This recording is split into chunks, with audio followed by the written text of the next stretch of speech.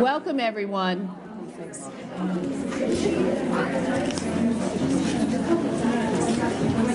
Welcome to this, our fifth and final Leadership Salon for 2012. Many of you know that this university several weeks ago hosted a very small event called the Presidential Debate. And this is the salon that follows that particular debate, but also is before the last debate this evening. So this may be the first salon where I'm not asked to get you tickets to the debate that's already been done. When the university was awarded the debate, each of the academic units at the university had a conversation among their faculty and staff and students and said, what is it that we can do to elevate the conversation in this critical election year? And what the Women's College of this university decided to do was the following: to bring men and women into conversation about the great issues of the day, and to have its podium solely held by thought leaders who happen to be women.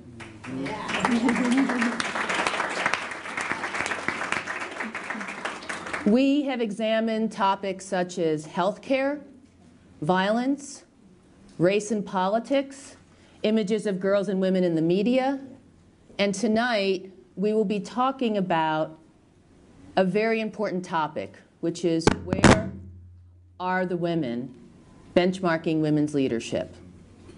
Actually, the idea to highlight women thought leaders came from this study that the White House Project did in 2008, released in 2009, where we learned at the time that even though the United States public says that they're ready for women in leadership roles, in fact, women at the time only held, across 10 sectors, an average of 18% of those positional leadership roles. And so as we talked about what this college needed to do to elevate women's thought leadership and to elevate women, we thought, what better way to do it than continue to have these amazing women at the dais to talk about the issues of the day. Tonight is, I think, not only an incredible moment for me as I look at the women who are to my right, but a very important moment for this college in this community. You know, we have been here since the late 1800s as Colorado Women's College. And we have transformed over time into being a part of this great university that exists to be a private university dedicated to the public good. And in this evening, thanks to the partnership with the White House Project, and Tiffany Dufa, who's president of the White House Project, is to my immediate right, thanks to Tiffany's vision and her predecessor, Marie Wilson, they said to us, we want to partner with someone to do the second edition of Benchmarking Women's Leadership, and we want to partner with someone who shares our values, our commitment, and our belief in the advancement of all women. So, Tiffany, on behalf of the Women's College, thank you for your leadership and for partnering with us. Thank you. To Tiffany with a Y, to Tiffany's right is Tiffany Lennon, spelled with an I. Tiffany Lennon has been with the Women's College since, gosh, before I got here. She is chair of our Law and Society program. I'm not supposed to go into the bios, so I won't go into detail. But to just thank Tiffany publicly for being our leader here at the College of this research in this second edition. We are deeply grateful, and we can't wait to hear all about it. And to Tiffany's right is Dory Spotts. And Dory is an alumna of the Women's College just recently, and is an alumna of our college's Law and Society program, and has been Tiffany Lennon's primary research assistant. And I have witnessed the text messages back and forth between the two of them. And it's been an extraordinary endeavor, I think, for both, but a great example of that faculty-student partnership that we pride ourselves on here at the Women's College. And finally, my dear friend and someone who is greatly admired in this community, Gloria Neal from CBS 4. Gloria and I have known each other for quite a while, and we were together last Monday at the Colorado Women's Leadership Forum that Senator Bennett hosted here, which was a nonpartisan event designed to elevate issues for women and girls in Colorado. And on a whim, I said, You don't have a check? I said, girlfriend, we haven't done anything in a while together. Do you want to co-moderate this panel with me? So we are going to go where no woman has gone before in this room. Yes. And we are going to co-moderate this panel. We are. And you know, me being on CBS 4, I have been doing that for 4 years, but I just started on AM 760. That is my new job, because clearly I don't have enough to do. So in the mornings, I am hosting the Gloria Neal Show, and in the evenings, CBS 4. And sometimes I forget. I bring that up because most people are like, oh my gosh, are you the same Gloria? And sometimes I forget in the morning. Of course, my husband, who's my executive producer, wakes me up and says, no, you need to get up. So it's very true, but it's dual, it is dual responsibility, but it is worth it because of what I see in this room. And I was thrilled that you asked me to do it. You can't tell me you need a binder full of women to find y'all. That's awesome. Thank you. I couldn't help myself. I mean, you can throw a rock and hit great women. Lord have mercy. And men. Yes. But women. Technically, you're in our world now. It's all estrogen, baby. I'm glad you are. Go ahead. It's all right. I knew what I was getting into. Our format is as follows. We will spend about 45 to 50 minutes in conversation, primarily with our three panelists here at the front. And then we will open it up to the audience for question and answer. And then I am told that I have to direct you to the reception. And I know that sometimes that might not seem like a hard thing, but I know how we do the old hug, haven't seen you in a million years. So we're just going to ask you to do that outside because we want to stream the debate. So as quickly as you can move to wine and other goodies, we can get that debate up and running as well. So let's get started. This study, Benchmarking Women's Leadership, first produced in 2008-2009, covered 10 sectors. The second edition is expanded to 14 sectors. You are getting a sneak preview tonight, and we are going to explore 4 sections: politics and government, nonprofit, business, and entrepreneurship, both social and for-profit. I always like to pull out Colorado numbers. I think it's important. So let me tell you something that just sort of to start the conversation. On average, across the country, there are 23% women in state legislatures. In Colorado, there's 40%. That's the good news. I was just at a meeting of the VX, and they shared some data that I thought we needed to share as well to show you the other side. So in Colorado, in this particular study, only, 43% of the companies in Colorado have all-male boards. And only 3% of boards in Colorado have at least 3 women, the worst rate in the nation, tied with Florida and Texas. Wow. I don't know what it is about Florida and Texas that evokes that kind of a response. But we in Colorado like to think we could do a little better than that. So what I want to do is open up with a question. I think I will start with Tiffany Dufu and then move to Tiffany Lennon. So Tiffany, talk a little bit about why the White House Project sees this kind of study as being as important as it is to invest in now, 4 years later, another benchmarking women's leadership study? Well, in part because of the response to the room just now when you gave that statistic, which is that most people really believe that we have evolved tremendously and that we've made strides, which we have when it comes to women's leadership. But if you ask just the average person on the street to list some of the biggest or most important issues in terms of whether it's civil rights or equality, people often feel like we're done with women. We did that a long time ago. And so for those of us who are working daily on advancing women and girls broadly, but specifically when it comes to leadership, we constantly need reinforcement through facts. And through the data and through the research. And it's really important because, as you mentioned in your introduction, the public in large part really does perceive ourselves as progressive when it comes to women's leadership in particular. One of the things that you said is that the public really feels comfortable. That was what came out of the report in 2009.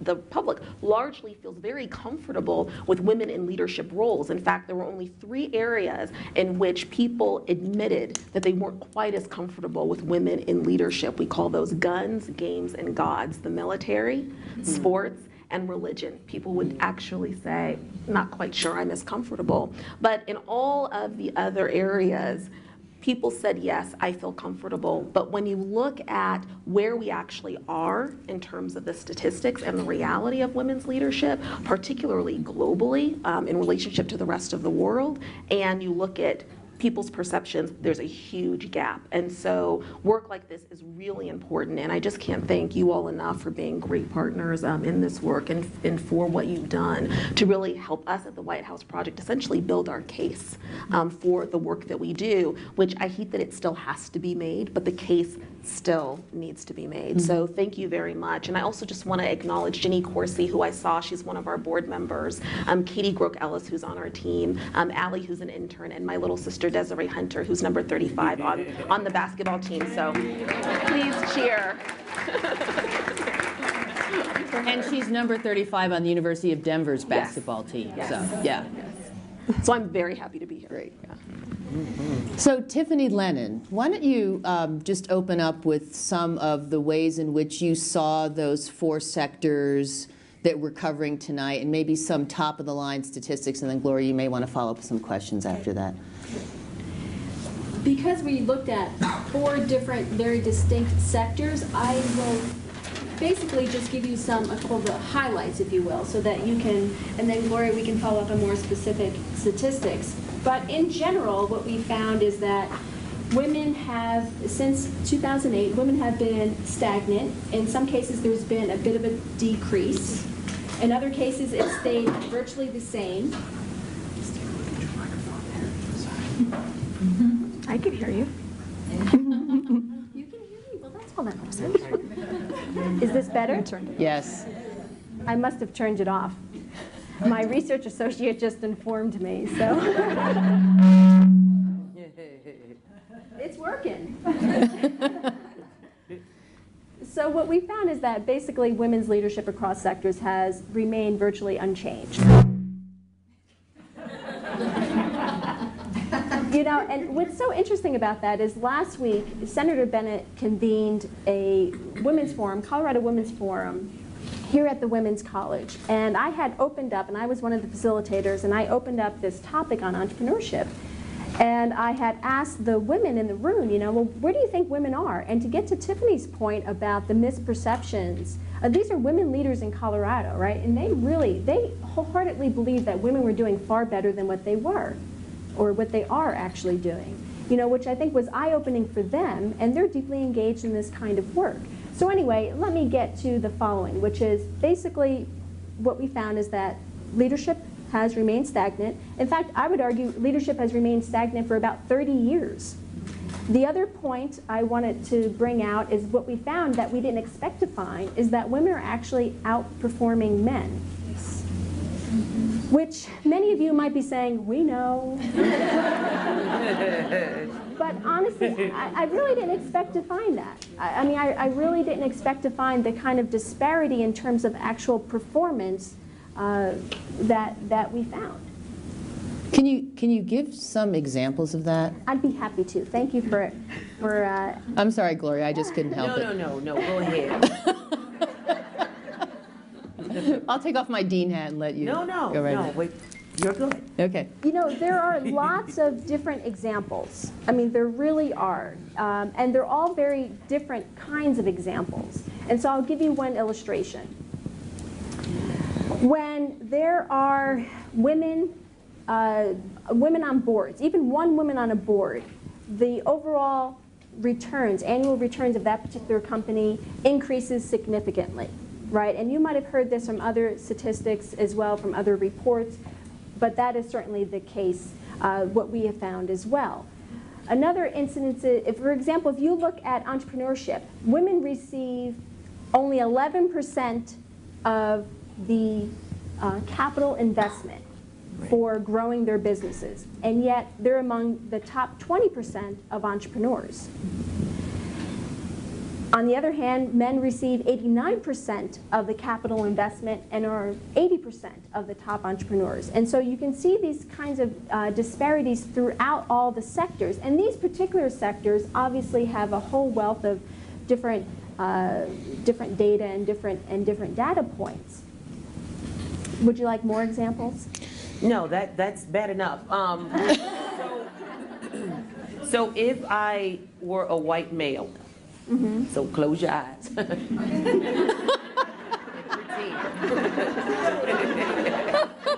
clearly that's what you would have to do to really get there. I get it.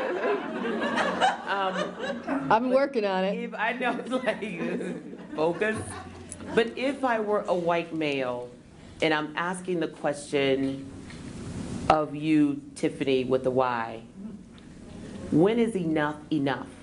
Because the perception is, if women are perceiving that women are making strides, you know the men are like, good Lord, they're whining again. When will enough be enough? Because as we do these studies, and we recognize, well, we're making strides, but they're not like the strides that we need to make. So how do we answer that question, when is enough enough for women? How do we know we've gotten to parity? Yeah. So there are two answers. There are two popular answers. One answer is related to a term called critical mass. So there's been a lot of work that's been shown that you need 1/3 of women in leadership or more in order for you to really see women's agendas being able to be put forward instead of just their gender. Right. And so that's one answer. And so there are literally organizations that are working to get critical mass. And then there are some folks who say, well, how is that possible? That's not enough. One of my champions, Eileen Lang at Catalyst, would say, are you kidding me? We should be reflective in as much as we are populating people. And so 50% is where we should be. We're about 50% of the population, and we should be 50% representing in leadership roles and leadership positions. And so those are the two popular answers. If you as a white male would like to know when we'll be satisfied.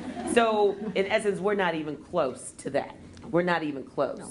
So I guess an indication for me is when I see women who have to, not even breastfeed, but pump their breasts at work. They go in the bathroom. I mean, there's no place else to do that in a lot of places that consider themselves progressive. And I think, okay, if in fact there were women who were at the table when the building was being built, or when the place was being laid out, or when all of those considerations were not made, because again, those are not concerns coming from the folks who are at the table. That's right. Okay. That's right. That's right. When I was growing up, my dad used to have all of these conspiracy theories about how there was this small group of elite people that were running the world. And I used to think my dad was crazy, and I would be so embarrassed when my friends would come over, and he would warn them about these people. And of course, over time, I've come to understand that my dad was not crazy at all. No. He was absolutely right. And in fact, until the decision makers, at the end of whether it's education, whether it's healthcare, whether it's the environment, whether it's our economy, at the end of the day, there are people in rooms making decisions that impact every single one of us. The biggest crisis that we have, people, is a crisis of leadership. Because until those rooms are filled with more people that look like us and that reflect the diversity, whether it's people of color, whether it's women, whether it's members of the LGBT community, we really are not going to achieve the kind of innovative solutions that we need to solve the world's biggest problems. And lots of research has been shown to back that up. So, Tiffany with an I, talk a little bit about some of the data in government and politics. I mean, I think that's really top of mind for us, certainly with the debates and the like. You looked at the 2009 study really looked at women in positional leadership roles, specifically looking at elected officials. You did that, so I'd love to hear a little bit about that, and if Dory has anything to chime in. As well as you've expanded now the study to look at other places of influence that women have in the federal government and judgeships, et cetera, et cetera. Yep. So could you throw in some more data for us to chew on? Sure, I'd be happy to. So let's see, overall, women comprise about 24% of politics and government in the top senior leadership roles. And if I break that down for you, it would look like the following. There is just 17% of women in Congress, 0% of women of color in the Senate, 5% of women of color in the House. And so we're talking about, obviously, a very small representation of women in general, particularly women of color.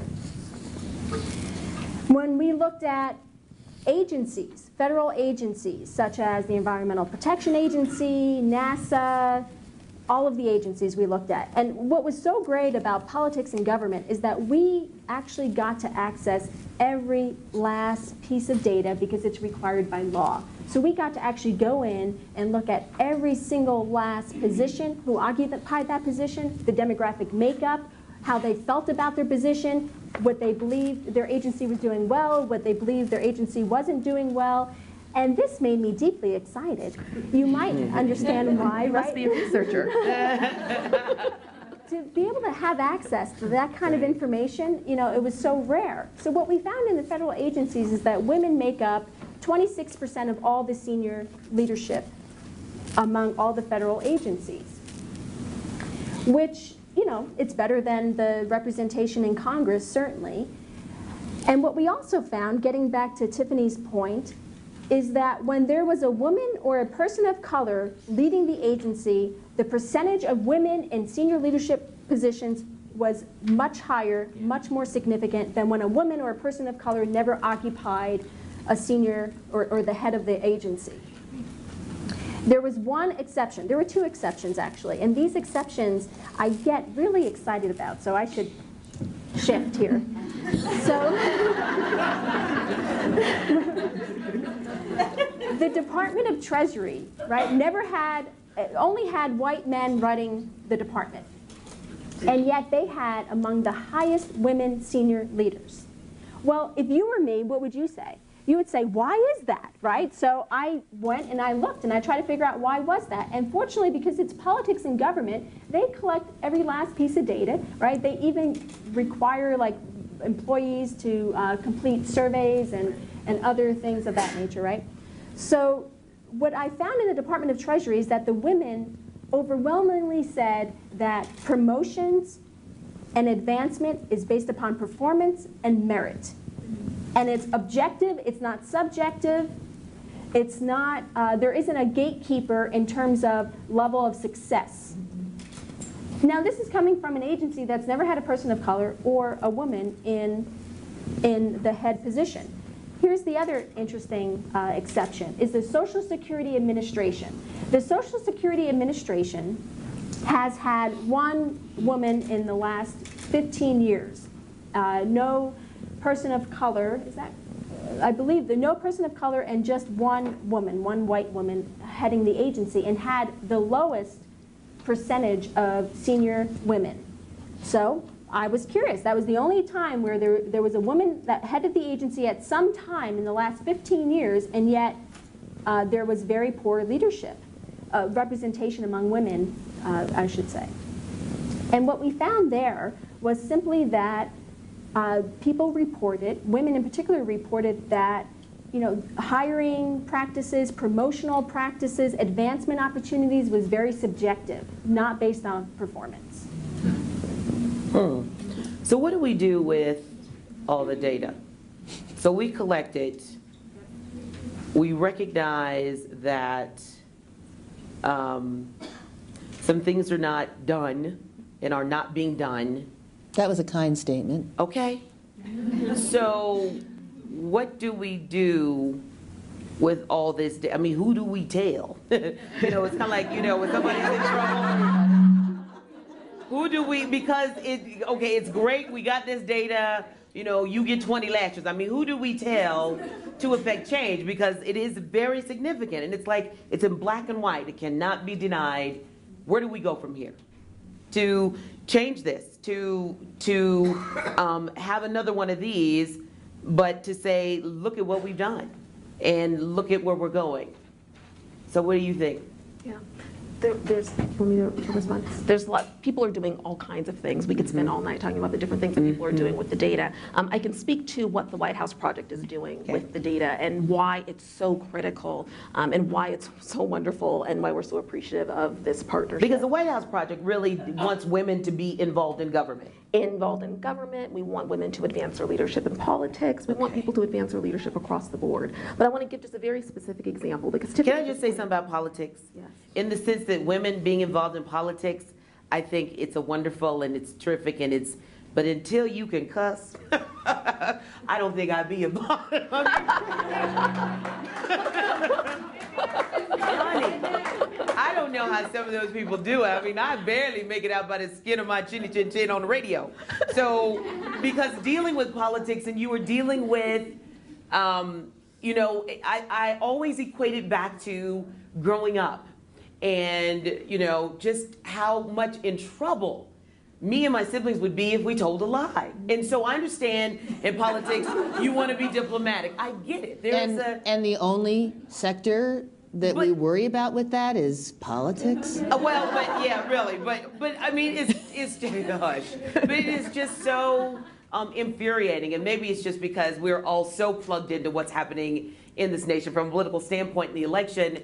I just have a tough time just across the board with that ability to skirt the truth or make things, say things. I don't come from that world. It's very hard for me. There's no gray area with the truth. I mean, you know, the only time your memory kicks in is when you lied, because that's, if you tell the truth, you don't have to remember what you said. You know, so it stays the same. So I know I've gone off a diatribe, but well, you know, and I just getting women in politics is like. But also really? let me add, because I know we have a lot of women in the House who are from the business sector. Yes. We have women from the VX here. We have women from Women's Vision Foundation. Yes. And when you go into that conversation about politics, I also think about business. And I think about, you know, who's leading corporations, and we know that corporations now are playing an even greater role in shaping the national landscape around support for politicians and other Yes, and but let me bring this all back together. Because you've just it's all connected. because what Tiffany just said and what you've just said is really important.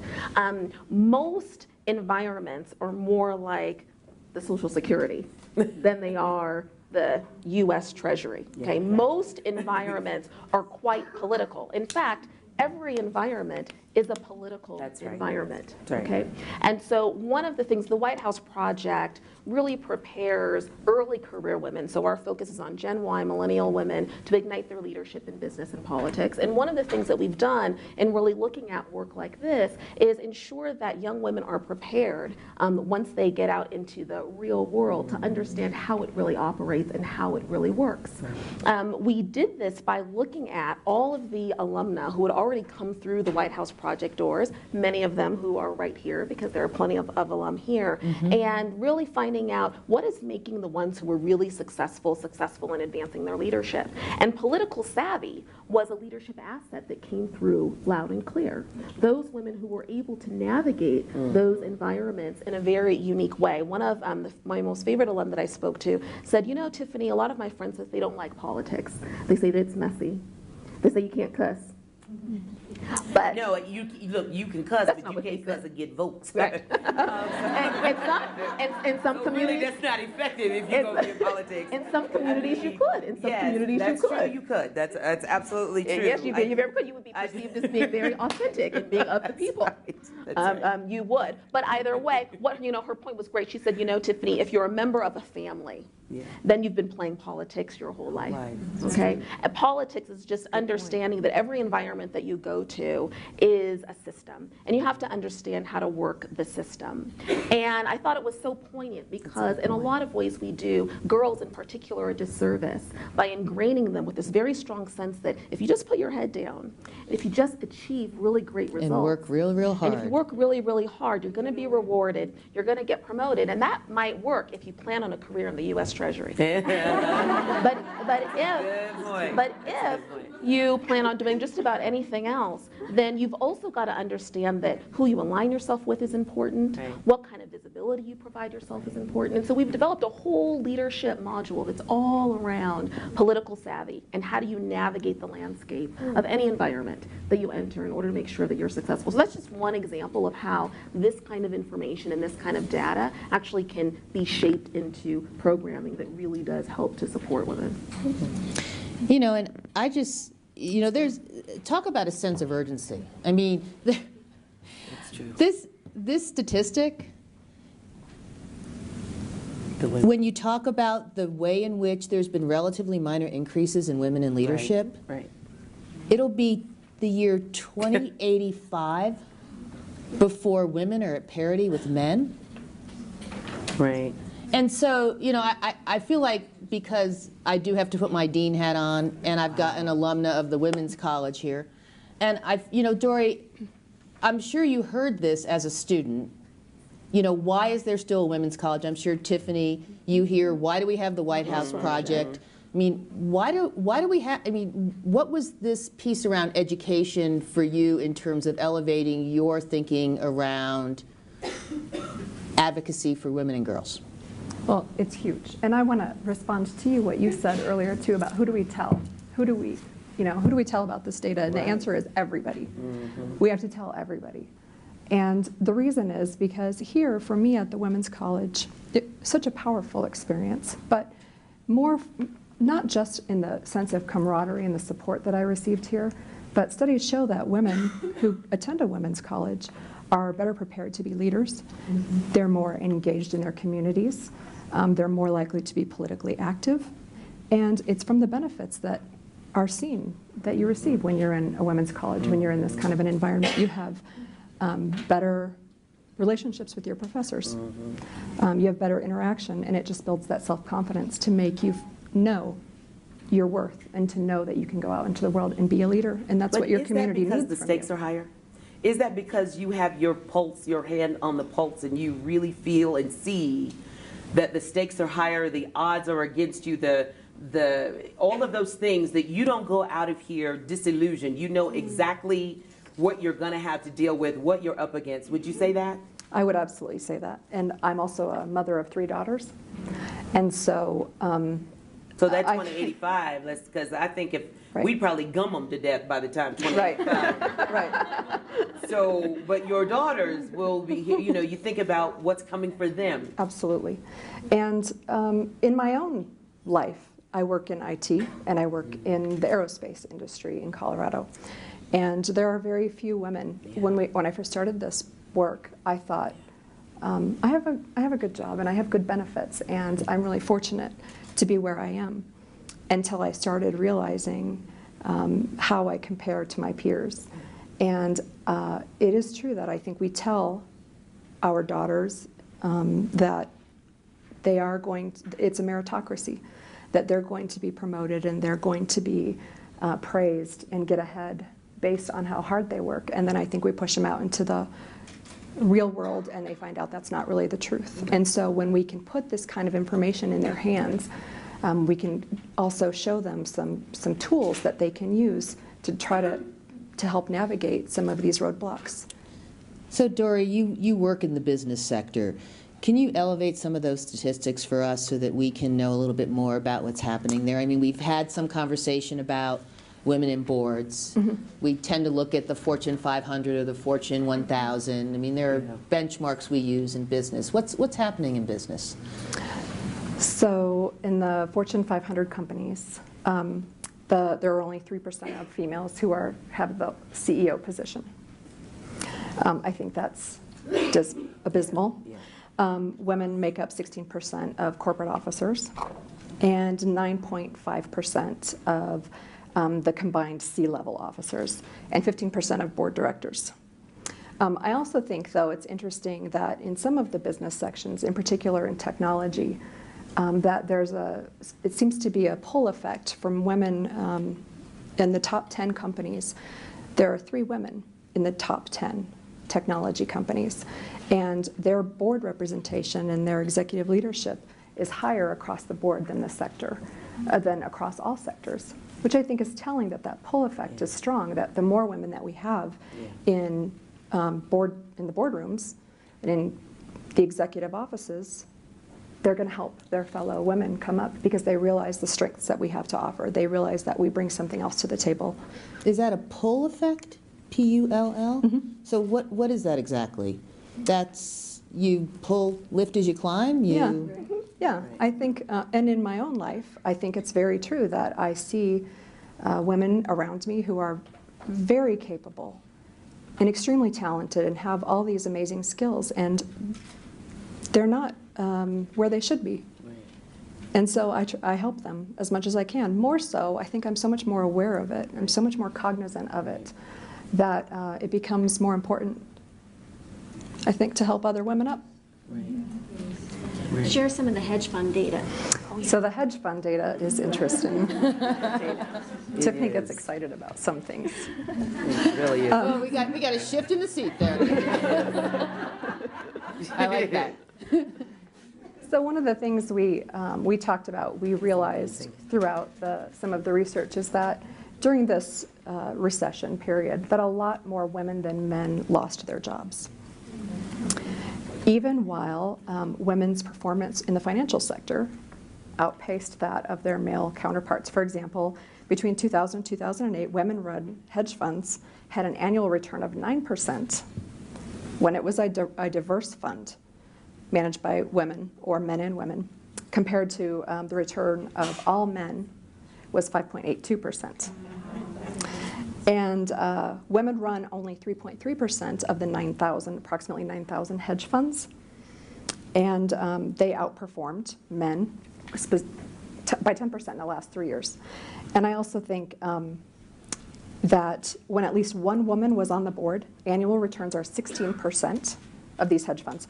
However, when no women are on the boards, it's only 10%. And then there was another one, too, that during this also economic downturn, that women-run hedge funds had declines of 19%, which we saw a loss across the board. But men's funds, the non-diverse funds, lost 29%. So there's something to be said for that bottom line. The bank CEOs. Yeah. Because either I'm take that one. dyslexic or you've left out a number. No, that's true. So, but just say that so they can. I need I'm them gonna to let have you, a gee whiz moment because we too. just talked about it. So the 10% of the women CEOs. Mm-hmm. That's in looking at all the total compensation of the top 10 CEOs of banks. So when we looked at, in some industries where there wasn't a lot of transparencies, what we had to go in was actually look at each of the individuals in the various companies. And we had to draw a line somewhere, so we looked at the top 10 in many industries. And so, for example, we looked at the top 10 banks, and then we broke out each individual who was running the senior, occupying senior leadership roles. And when we looked at the top 10 CEOs of banks, their total compensation given, women earned 0.06% of the CEO's salary. Now, granted, they only represented 10% of the CEOs. So proportionately, they should have at least represented 10% of the overall compensation. You see where I'm going? Yeah. Yes. But they represented 0.06% of the total compensation awarded to women. It's not dyslexia. Yeah. So basically, do those women know? They do now. Because clearly I'm asking, where's my money? I mean, wow. Wow. That's enough to make you want to go home and look at your husband crossways, isn't it? But not really. I'm just joking. But can I just share a hopeful statistic? We're talking about Fortune 500 companies, and a couple of weeks ago, Fortune magazine held their Fortune Most Powerful Women Summit, which they hold annually, and I had the pleasure of being there. And they did a lot of flash polling of the most powerful women. And there were 3 things that all of these women had in common that I think is very interesting and speaks to your point. One is that the majority of them were Girl Scouts or had been Girl Scouts. The majority of them had played organized sports in school at some point, and the majority of them had gone to either girls' schools or women's colleges at some point in their lives. Wow. So it's a very good path. Think of that for your 3 daughters. So let's repeat that. So No, that's good. That's good. That's good stuff. an important factoid: Girl Scouts, Girl Scouts, organized sports, women's education. Women's education. That's good.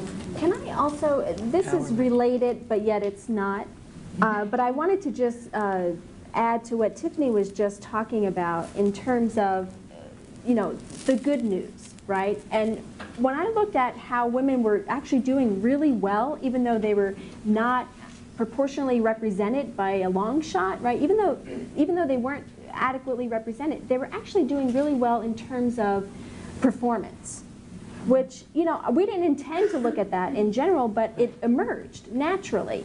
And so in areas where we actually were able to pull all the raw data and look at all of the numbers, we also then looked at the top 10 in that particular industry or field. And what we found is that there were more women on the top 10 boards, CEOs, organizations than there were represented in the entire industry. Okay. So, does that make sense? Keep going. Yeah, because it really, wow. I mean, so that's the breakdown within the breakdown, Right. really, in essence. Right. So in looking at the very top echelon, there were more women represented in the very, very tippy top echelon, if you will, than in the That's entire... a research term. That's a definitely Right. research term. Tippy top. Tippy top. Huh. Interesting. Than in this sector as a whole. And there were other things that you found that were really bright spots, weren't there? As I recall reading some of the... Sure. Why don't we ask Dory? That's hard. Yeah, I think there were a lot of bright spots. And one of the things that I found myself falling into was across these sectors, because we're not finished yet, but we've done a significant amount so far. And I found myself starting out saying 15% is not a very good number. 18% is not a very good number. And then in some sectors I would think, oh, it's 30%. We have 30% participation rate. And I would get very excited about that 30% participation rate. And it's great, but it's not where we need to be. And so I really had to check myself several times and remind myself that we're still not close to where we need to be. So in essence, have we shattered the glass ceiling, but is there a new ceiling? I have to tell you, let me use nonprofit. Can I jump in? Let me use nonprofit because I think that's a brilliant illustration. 75% of the nonprofit workforce And we didn't even get into nonprofit. We only touched upon 2 of the 4 chapters that we were going to talk about tonight. Nonetheless, nonprofit, 75% of the workforce is women. You know how many run the top nonprofit organizations with budgets of 25 million or more? 21%. So I didn't say that to be a downer, right? I said that because of the glass ceiling, right? I'm not sure the glass ceiling is shattered. I think what's been shattered is if women want to work really hard and make a significant contribution, by golly, you can. But I'm not certain if that actually translates then into leadership roles. Right. Yeah. Are we saving the world? Yeah. So are we going to open it up? We're going to open it up. Okay. Tiffany, do you remember offhand what the numbers were like at the Department of Defense? They were not great. Actually, do you have the chart with you? I don't. You know, if you give me your card, I will send that to you. I'm particularly interested because although white women have made progress, women of color are not represented in the senior leadership positions in the federal government. So you will find that departments like DOD, and I should have introduced myself. I'm Adis Vila, and I'm with the United States Air Force Academy. My interest, obviously, is because our cadets will all go into the Department of Defense in one form or another. And although some of the news is a positive news, particularly for our cadets of color and our young women of color, I don't see that it is a very positive picture. So I would be curious whether women of color are moving at even 50% of the speed of white women in positions of leadership. You know, it's funny you asked that question because we have really been scratching our heads on this topic. And the reason why is because how we define people of color, women of color, is not universal. So I'll give you an illustration. In the military, Latinas are, if you identify as Latina, that's considered an ethnicity as opposed to a race. However, you know, in other agencies in the government, it's considered race. And so, and then we're relying upon people to self-report. And so I'm hesitant to really even talk about data on women of color, and it's included in the report as much as we can do it, right? But I think in a lot of ways it's a bit misleading in terms of what's there, right? Because we consider Chinese Americans in the same category as African Americans in terms of people of color. And I just think it's really challenging.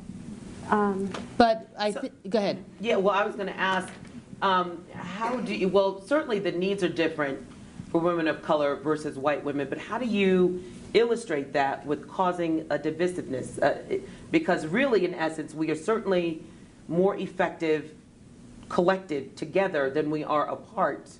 But at the same time, the needs may be different and are different. So how do we go about addressing that and at the same time still know that there's camaraderie or esprit de corps? How do you do that? Well, I think we need to have good data, first of all, because frankly, I would argue we don't really have good data on people of color in the U.S. I know that's not a deeply popular statement, but... When you say data, what do you mean we don't have good data? Like, what is, I mean, how do we get there? What I'm hearing, I'm hearing a couple of different things, because I think one of the things that I loved about the original study and what I really think continues to be an important part of this study is that it is disaggregated as much as it can be to not just look at white women, but to also look at women of color. And I do think that we all struggle with these terms, right?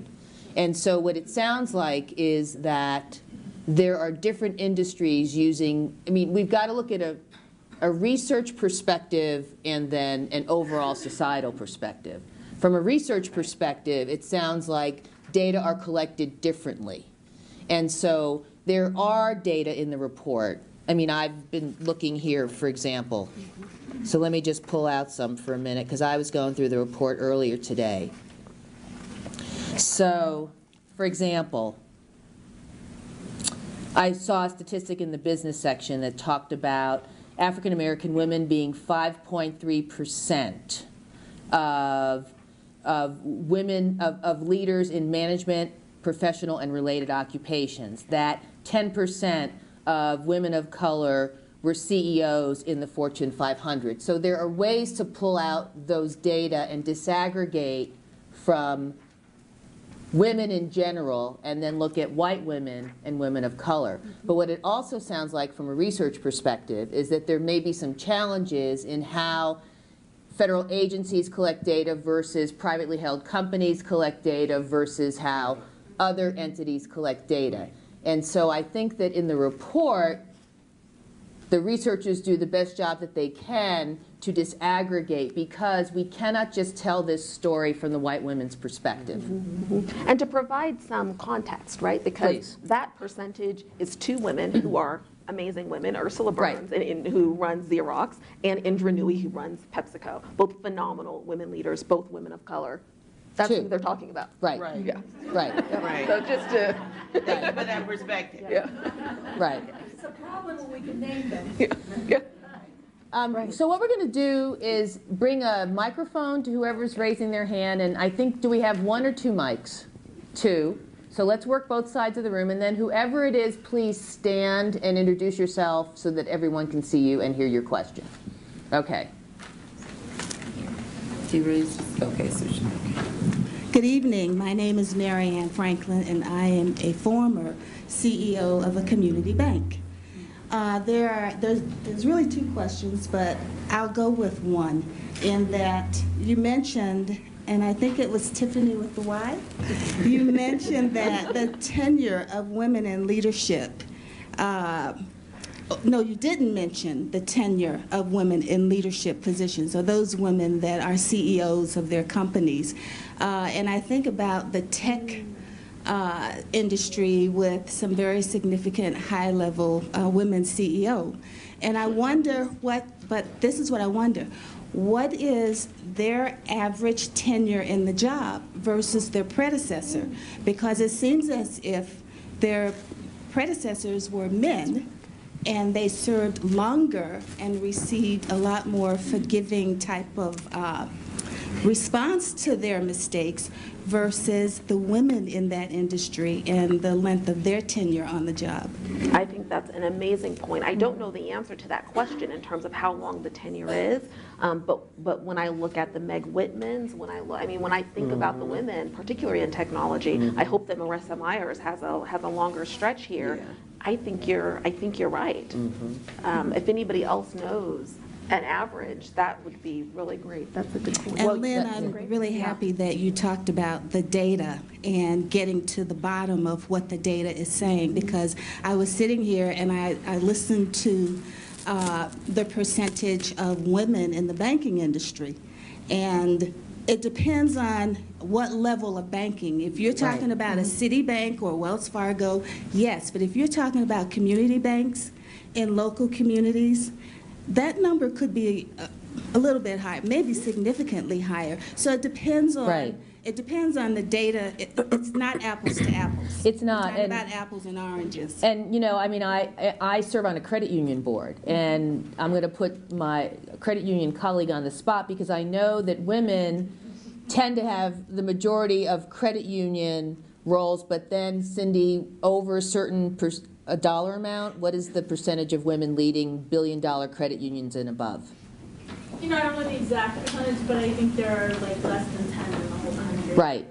And so, you know, kind of like in, you know, looking at the sectors as we disaggregate the sectors, right? And we look at the big players, and then we look at that next strata, and then that next strata. It's pretty much, I think, an analogy in many ways to the nonprofit sector, where when we look at the percentage of women, I mean, there's also data, and again, this is not coming off the top of my head, but women's representation overall in the workforce, right? Right. Versus where they sit in positional leadership roles across any sector. I mean, that does differ. It's not you know, we can't expect that just because there's a lot of women, there's a lot of positional leadership. And in community banks, there are probably more women. In credit unions of $1 billion and less, there are more women. Right. Same thing with And Gloria, Yes. I'm your Soul Train friend. Oh, that is you. I didn't recognize you with that on. I was at that Soul Train event too. That was indeed. Yeah, we have evidence now. You were, yeah. Next question. Oh, we have a question over here. I'm the one. Thank you so Hello. much. My name's Linda Stopp, and I'm here as a woman. I'm not in any other role. How's that going for you today? Pretty good? Yeah, really. Feels great. Good. My question is, and I'd like to open it to anyone, but you spoke, Tiffany, about the political savvy and how one of the things that you aim to do with some of your programs is to teach women how to be politically savvy. And I'd like to know why that's emphasized so much when, in my view, and this is my own personal opinion, that the politics are set up by men and the way the things are run by the way men see it. So why should we have to learn how to be politically savvy in that environment? Why can't we create our own environment? Can I answer that? Only if you're going to quote Carol Moseley Braun. No, because now Carol curses. But no. You know what? Here's from the outside in, and I say this a lot, you can't partake from the meal unless you're at the table. That's right. And so, you know, we can bitch and moan and bellyache about it all we want to, but if you don't know how to play the game or don't want to play the game, then stay home. It is just how it is. It's kind of like until you get at the table and effect change, you can't change the rules. You can bellyache and play by yourself on the tennis court with the wall. But if you want to play with the other boys and girls, and that's sometimes what it feels like, there's a smart way to do it. The smart way is learning how to maneuver those waters. Now, I, like you, sometimes want to take my ball and go home, but I also know that it's important to be at that table. If I'm not at the table, I don't get fed. And you get left out. And then then you're ineffective. Kind of like the people, regardless of who you vote for. If you don't vote, then it just matters that you're there. And if you're not there and you're just going to bellyache, then you really become part of the problem. Well, and Can we take it further, though, I think, which is important for women, which is that if you're not in it to change the rules, it's not just for you, it's for other women. That's right. Right. And I think that's a really important point to make, Yes. that women in leadership can have an impact on policies, on institutions, on cultures that make it possible for everyone to bring their full selves to the table. And so that's why what it's we need important more for of. us to not get Yeah. frustrated and be there. Yeah. Well, yeah, and I also think that we need to understand that we can go to that table and to continue the metaphor and set it differently. Right.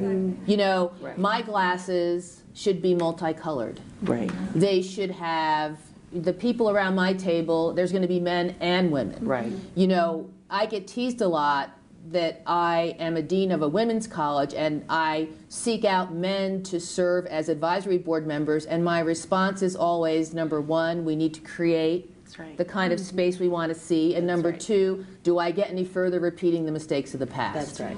So it's about men and women, it's about men and women of different socioeconomic classes, around different racial and ethnic identity, around different sexual orientation. I mean, I think there's a way that good women and good men can create the kind of leadership that we want to see. But I agree, we can't do it. We can't wait to be invited to the table. Right. We've just got to say, we're going to get to the table. And when we get to the table, we have to also make sure that we invite women, particularly, who see these roles sometimes as really onerous, who see these roles as sometimes unfulfilling, who see these roles as just plain hard. Right. And you know what? They are. But the joys of having power and influence, I think, far outweigh all of the rest of it. And I always tell the students at the women's college that. If you get the power, take it and use it. This gentleman had a question.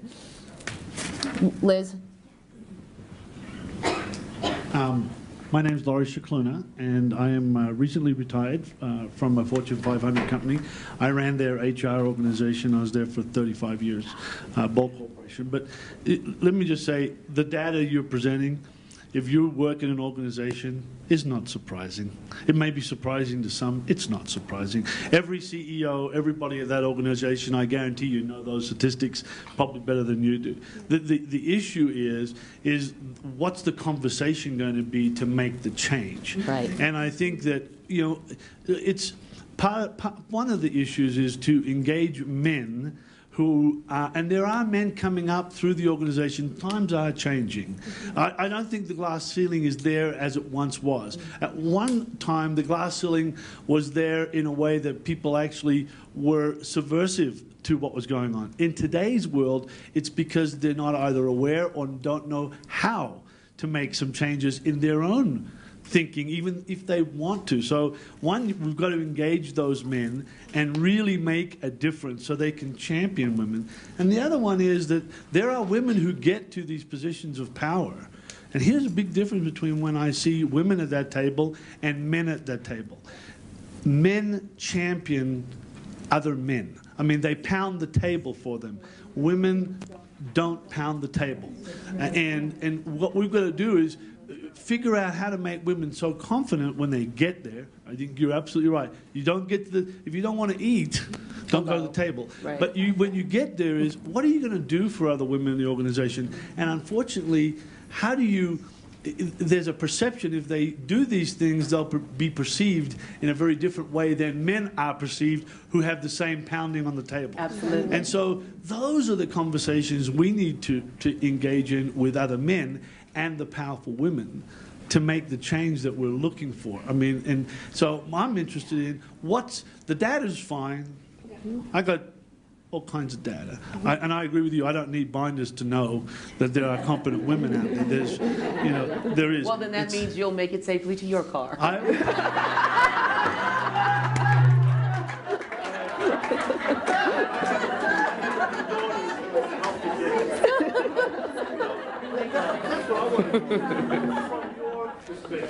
What are you going to do with the things that you've got? How are you going to make those two things happen?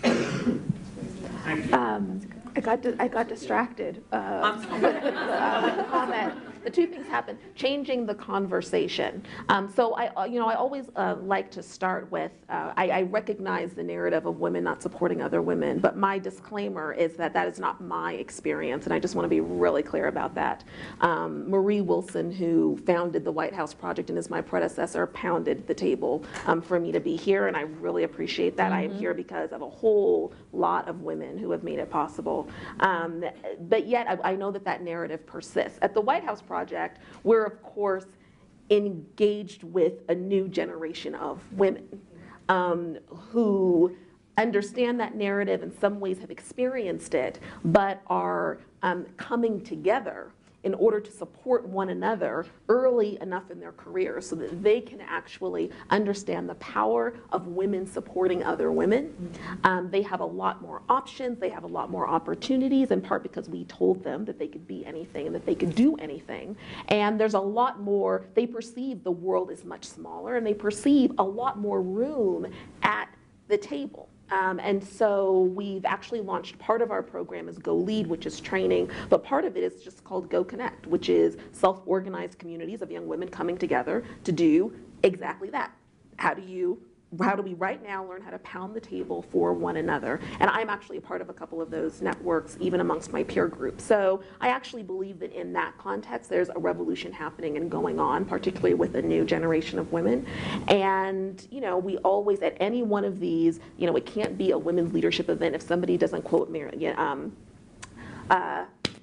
Carol Moseley Braun. That was another Marion quote. Wright Edelman? No. No. Our former Secretary of State, who said, There's a special place in hell for women who don't support other women. There you go. Yeah. Can I just jump in very quickly? I know we have a couple of, Emily, be patient with me here. If I can just jump in very quickly and say the following. If you look at trends over 30 years, there's not a lot that's been changed, right? I mean, you'll see women taking a step forward, 2 back, 2 steps forward, 1 back, right? It's been this continual sort of stagnant place. And so I think the question is, what are we going to do differently? And I think somebody said it earlier, and I'm putting on my national advocacy hat and saying, frankly, what are we going to do differently, right? Because what we've been doing, whereas there has been great strides, there seems to be what we need to do is more of a comprehensive overview. And thank goodness for people that, like you, Tiffany, that are doing this work. Emily Hassler, ordained United Church of Christ minister and currently working in the addictions field. And each one of the questions that I formulated have been asked prior to getting the microphone. So what I want to say is I have a level of discomfort around the conversation that says we've got to learn how to pound at the table, because I seem to remember spending my 60s, or the 60s, the 1960s, saying, this is not fucking working. The way the structures are set up. And this is why I'm not a woman in a position of leadership, obviously. I'm sorry, what'd you say? Because I'm thinking that's why Jesus died, apparently. What I want to say is, let's get to the table, absolutely, but women, do not drink the Kool-Aid when you are there. Well, because there's something fundamentally that I still think we need to deconstruct the power structures. And I love the idea that we're creating savvy women and that we're mentoring women, but we're missing something, or maybe I just missed the boat. Well, you know what, here's what I mean when I say you need to be at that table.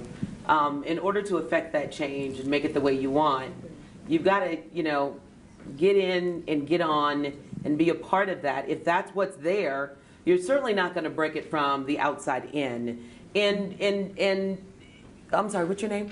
Lori. Lori. And to Lori's point about, men learning how to pound the table, it is great to make and do our own. That's wonderful and that's terrific. But at the same time, if we're trying to get where they are and trying to affect change at the top where they are, where we want to be and should be, then I think those are some of the things that we can get there, and we can affect that change, and we can change that culture, but I think we've got to get there. But there's nothing wrong with, I think, learning how to play that game, but making the game your own.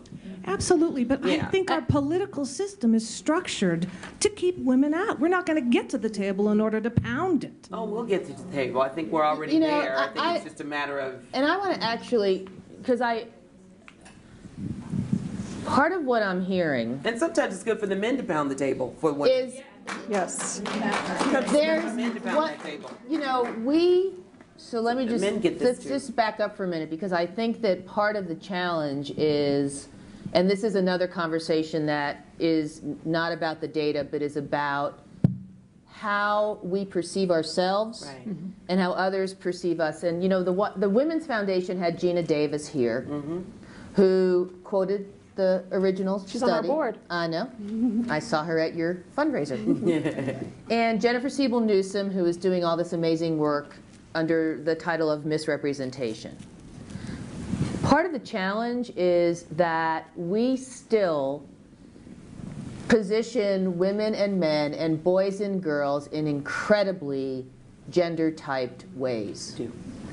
And the expectations that we create for our boys and girls are extraordinary in terms of the limiting ways that we position them and we position women and men. And I think that underlying all of these data, and whether you want to pound the table and think you're part of the system, or you want to revolt against the system because the system isn't going to work, we continue to place ourselves in opposition, right, to a paradigm that says girls do this and boys do this, and men do this and women do this, and it's the 21st century and we still are doing this. And so, You know, and the consumption of media by our younger generation is extraordinary. So God bless the White House Project for reaching out to these young women, as we do here at the Women's College, to deconstruct that paradigm around, I have to compete with you, as opposed to I need to work with you and we need to lift each other up. And that is, you know, another conversation for another day. But I think the ways in which we still gender type ourselves and our children is profound. And I see Steffi Allen has a hand. Oh, we got back here. Hi. Hi, I'm Malika. I'm a PhD student here at the Joseph Corbell School of International Studies. So I'm a little bit hesitant to ask you for academia numbers, because I know international relations especially is very white and male. No offense to white male up front. But what I wanted to actually know is, Tiffany, you said, you talked about the critical mass. But whenever I hear the critical mass argument, I think about Liberia, which has the first female head of state and only 11% of women in parliament. However, that very critical actor actually, she managed to give so much progress policy-wise in sexual violence, domestic violence, and reproductive rights. So I'm wondering, shouldn't we also pay attention not just to critical mass, but also concentrate on critical actors, saying we need those key gatekeepers, or we need women to be those gatekeepers, to pull in more critical actors so that we not only have 30% women, because they won't help us if they are not in the leadership. Absolutely, absolutely. I love the analogy. I'm going to use that. I will give you credit for that. But I think it's, yes, I will. I think that that's beautiful. And there are some critical actors who have the courage to do that and the wherewithal to do that. I think that the thought and the thinking behind that critical mass theory is really about the power of numbers. And that's really across any sector that you're talking about. It's really about the power of numbers. But certainly that whole process of enabling others to achieve a shared purpose in the face of uncertainty, which of course Liberia is full of uncertainty, is poignant. And yes, let's develop more critical actors. I like that. Great. I'm Tamara El-Masri, the Women's College alumni, and I'm a master's student, actually graduate at the University College, and I do some part-time PR for United Nations Association. So my question to you, Tiffany, is I like the statistic about comparing the nonprofit versus the profit, and how women were able to prove themselves 75% in the nonprofit organization versus 21% in the for-profit. However, playing the devil's advocate, don't you think that the high percentage in the nonprofit is due to lack of competition versus for-profit organizations? Well, let me just clarify that. So it's 75% of women are occupying nonprofit roles. They're employed in the nonprofit They're sector. employed in the nonprofit, but only 21% of women in nonprofit, not for-profit, are actually in the top leadership roles. Within the nonprofit organization. Within the nonprofit. Got you. All right. So to your point about the competition, one would think that there would at least be parity among men and women in the top roles, but it's 21%. Okay, thank you.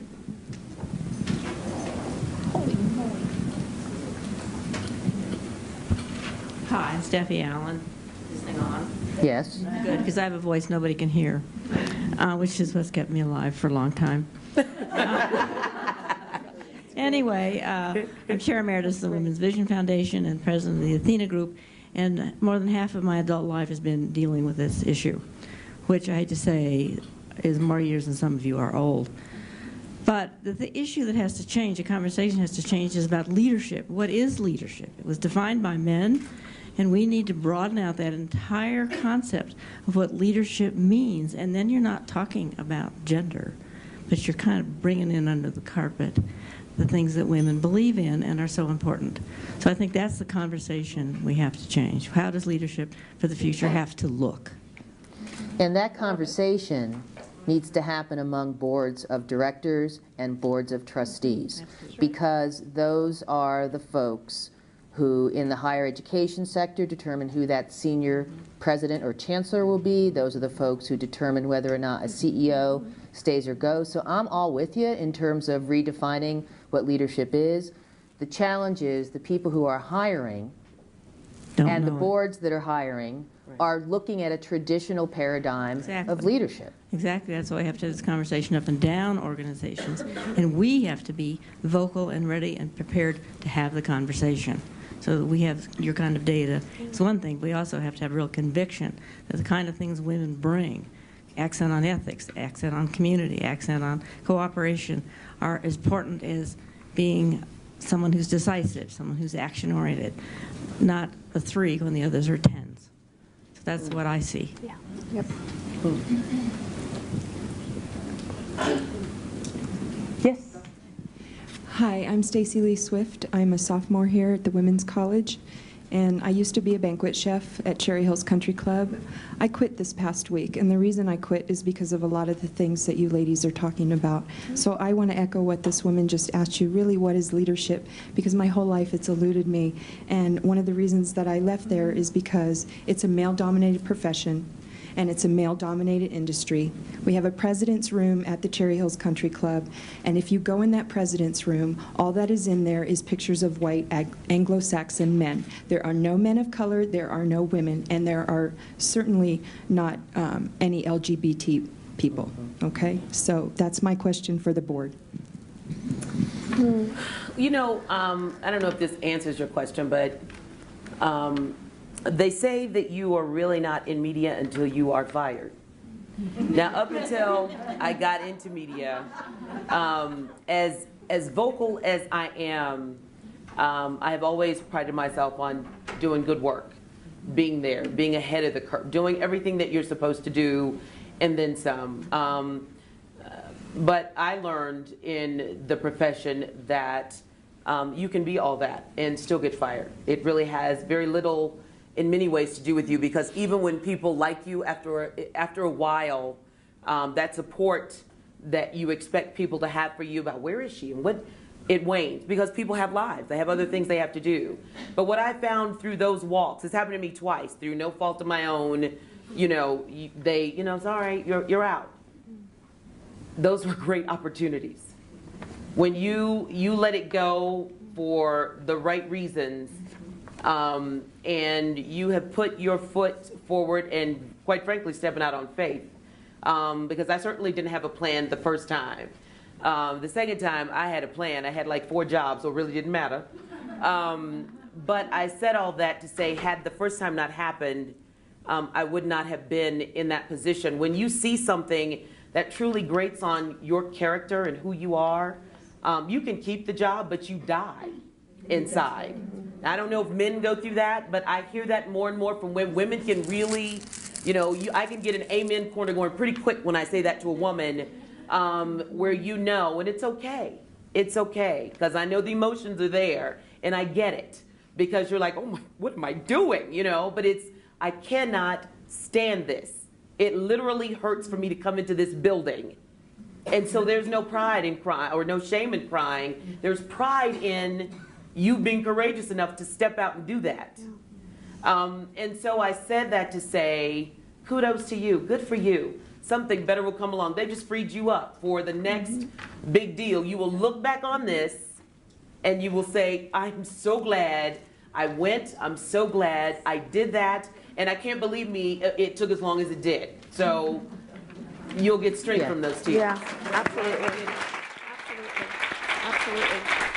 Can I just say really quickly, one of my mentors once told me, Tiffany, when one door closes, another door opens, but the hallway's a bitch. And that is so true. And we're gonna go, but yes, yeah, it really is.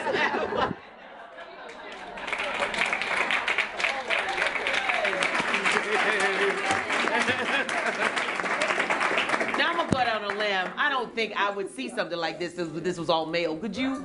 If this was, would you see like men embracing like it's okay, dude? You would do that?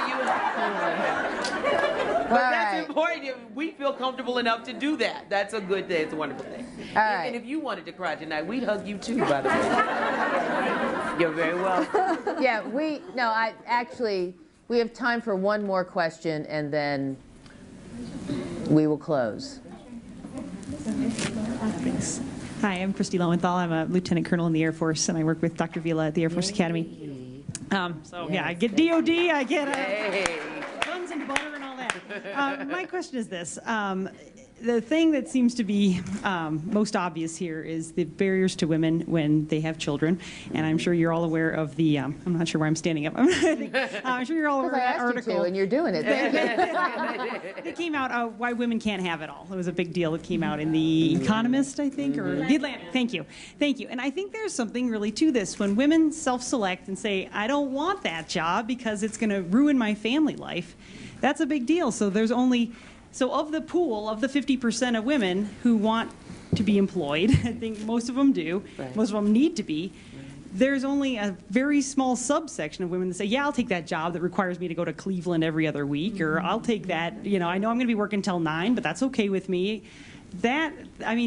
There's only a tiny number of women who can escape from that and say, I've got the time, or I've got the help, or I've got the support to enable me to shoot for leadership. And so I hear you, and I'm working on it myself, but my goodness, that most of my peers have left the Air Force into the reserves. I don't want to discount that question, but I also feel always compelled to point out that not every woman has a choice. That, it's one of the reasons why, quite frankly, the early white feminist movement made a lot of other women turn around and say, this is not for me, because I've been working all my life.